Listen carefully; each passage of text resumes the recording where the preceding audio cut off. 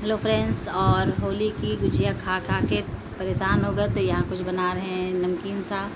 तो यहाँ देखिए हम लोगों ने बंद गोभी काट लिए, प्याज और ये लहसुन की इसकी चटनी बनाना है। यहाँ हमने थोड़ा सा मैदा गूँथ लिया है।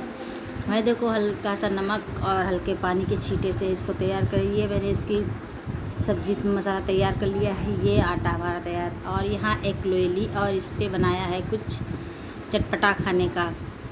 तो ये हमने इसको इसे पकड़ के और साइडे मोड़ देते हैं तो आपको अंदाज़ा लग ही गया कि अब क्या बना रहे हैं। यहाँ बन के तैयार हो गए हैं। ये देखिए एकदम मोमोज़ नए देखिए कितने सारे तैयार हो गए हैं।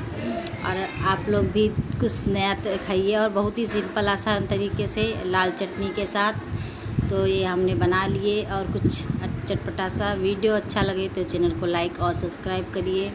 ये देखिए एकदम घर पे लाल लहसुन की चटनी, इसमें टमाटर नमक के साथ। और कल फिर मिलेंगे एक नए वीडियो के साथ, तब तक के लिए